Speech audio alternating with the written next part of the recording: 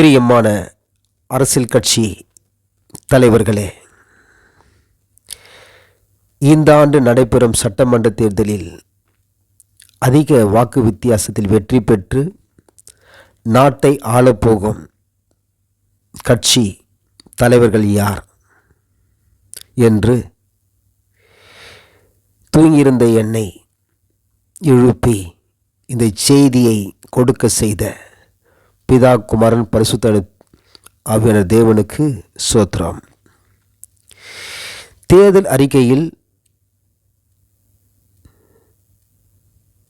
பெந்தகோஸ்தே சபை பாஸ்டர்கள் அல்லது கிறிஸ்துவ அமைப்பு தலைவர்களுக்கு, சென்னையை சேர்ந்தவர்களுக்கு ஆட்சியில் பங்கு, அதாவது இடஒதுக்கீடு வழங்கி எம்எல்ஏ சீட்டு வழங்கும் கட்சி நிச்சயமாய் ஜெயிக்கும். கிறிஸ்தவ சபைகளை, தேவ ஆலயங்களை, ஆராதனைகளை தடுக்கிற, ஊழியர்கள் மீது தாக்குற சமூக விரோதிகள் மீது சமூக விரோதிகளை தடுத்து அவர்கள் மீது நடவடிக்கை எடுக்கும் கட்சிக்கு நிச்சயம் ஜெயிக்கும்.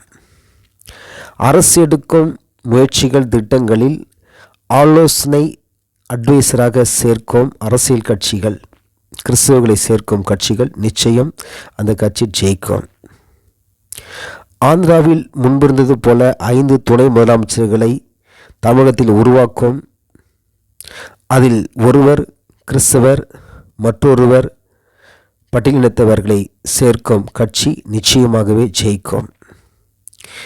மேலும் சட்ட ஒழுங்கை சீராய் செயல்படுத்தக்கூடிய குற்றங்கள், மோசடிகள், நம்பிக்கை துரோகங்கள், பழிவாங்கும் எண்ணங்கள், கொலைகள், கொள்ளைகள், கற்பழிப்புகள், பாலியல் பலாத்காரங்களை தடுக்கும் அரசியல் கட்சி நிச்சயமாய் ஜெயிக்கும்.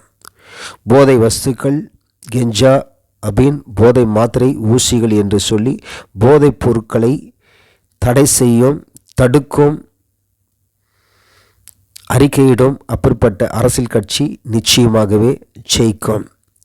சாலைகளை சீரமைத்து, விலைவாசிகளை குறைத்து, குற்றங்களை தடுப்போம் என்று ஆணையிடுகிற கூட்டணி கட்சிகளுக்கு அமைச்சரவையில் இடம் கொடுக்கிற கட்சி நிச்சயமாய் ஜெயிக்கும். அது எந்த கட்சியாக இருந்தாலும் சரி, அதிக மெஜாரிட்டியுடன், பெரும்பான்மையுடன் ஆட்சி அமைக்கக்கூடிய, எந்த பிரச்சனையும் இல்லாதபடிக்கு, இதுவரைக்கும் இல்லாத ஒரு சமாதானம், இதுவரைக்கும் இல்லாத ஒரு தமிழகத்தில் ஒரு ஆசீர்வாதமான ஆட்சியாக, தமிழகத்தில் ஒரு மாற்றத்தை உண்டாக்கக்கூடிய கட்சியாக ஆட்சி அமைக்கும். மேலும் தமிழகத்தில் உள்ளவர்களுக்கு அரசு மற்றும் தனியார் துறைகளில் வேலைவாய்ப்பில், படிப்பில் முன்னுரிமை கொடுத்து,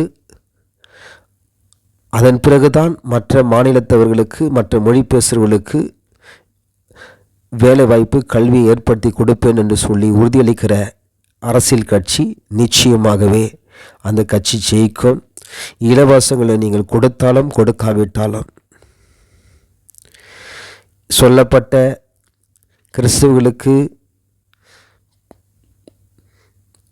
சீட்டு, அது சென்னையை சேர்ந்த பெந்தகோஸ்தே சபை பாஸ்டர் அல்லது கிறிஸ்துவ தலைவர்களுக்கு, அமைப்பு தலைவர்களுக்கு, கிறிஸ்தவர்களை அரசு எடுக்கும் முயற்சிகளில், திட்டங்களில் பங்கு பெற்று ஆலோசனை கேட்பது, ஒரு கிறிஸ்தவர்களை துணை முதலமைச்சராய் இணைப்பது, ஒரு பட்டியலினத்தை சேர்ந்தவரை துணை முதலமைச்சராய் சேர்ப்பது, 5 துணை முதலமைச்சர்களை உருவாக்குவது, கூட்டணி கட்சிகளுக்கு அமைச்சர்களில் இடஒதுக்கீடு செய்வது, போதை வஸ்துக்கள், போதை பழக்கங்களை, மது போன்ற அனைத்து விதமானதை ஒழிப்பது, தடுப்பது, இப்படிப்பட்ட காரியங்களை அரசியல் தேர்தல் அறிக்கையாக அரசியல் கட்சி யார் இடுகிறார்களோ அந்த கட்சி நிச்சயமாக ஜெயிக்கும் என்பது சந்தேகமில்லை. இது கர்த்தர் சொன்ன செய்தி. இதை விசுவாசிக்கிறவர்கள், இதன்படி செய்கிற யாவரும் அதிக சிரமப்பட வேண்டியதில்லை, அதிகமாக யாருக்கும் ஓட்டுக்கு பணம் கொடுக்க வேண்டியதும் இல்லை. நிச்சயமாகவே நீங்கள் ஜெயிப்பீங்க. கர்த்தர் உங்களை ஆஸ்வதிப்பார். God bless you. அன்புடன் விஸ்வாச ஜெப டிவி.